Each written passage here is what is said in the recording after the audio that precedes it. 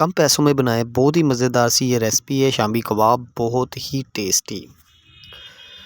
4 अदद आपने आलू उबाइल कर लेने हैं, उन्हें अच्छी तरह से मैश कर देना है। इस तरह फिर आपने एक अदद पोल लेंगे हम, उसमें पानी है, इसमें हमने 2 अदद ब्रेड लेनी है, उन्हें हमने पानी में भिगो देना है। अच्छी तरह से पानी में भिगोने के बाद आपने इसका पानी सारा जो है वो निकाल लेना है, अच्छी तरह से इसे निचोड़ लेना है। बहुत ही इजी और बहुत ही सस्ती सी रेसिपी है, रमज़ान में ज़रूर बनाइएगा, बहुत ही मज़ेदार। अब हम इन्हें आलू में शामिल कर देंगे। अब हम इनमें शामिल करेंगे बाकी सामान, ये चिकन है, इनके छोटे छोटे रेशे कर लिए थे वो शामिल कर दें इसमें। इसके अलावा हम इसमें शामिल करेंगे प्याज बारीक चॉप किया हुआ,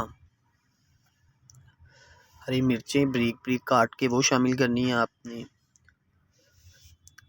हाफ़ टी स्पून इसमें हल्दी शामिल कर दें।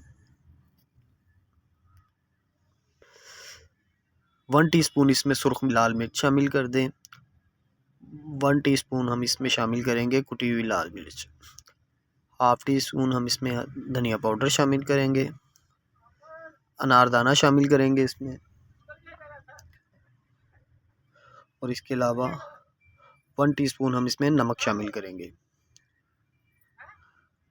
अच्छी तरह से आपने हाथ की मदद से मिक्स कर लेना है इन्हें अच्छी तरह से।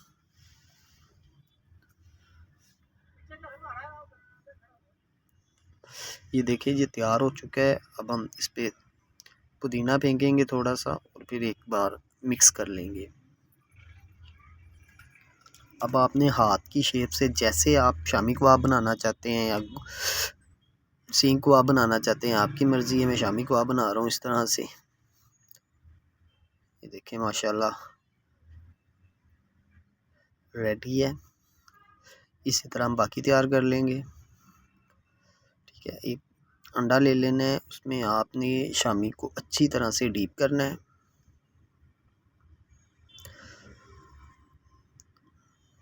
ये बहुत ही आसान और बहुत ही कम पैसों में तैयार होने वाली रेसिपी है। ये रमज़ान में आप ज़रूर बनाइएगा, बहुत टेस्टी और मज़ेदार बनती है। ऑयल गर्म हो गया तो हम इसमें कबाब शामिल करेंगे। ऑयल हमारा गर्म हो चुका है।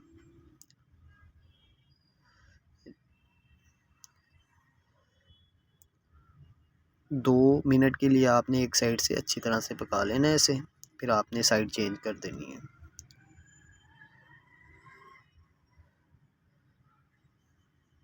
देखें माशाल्लाह कितना प्यारा कलर आया है।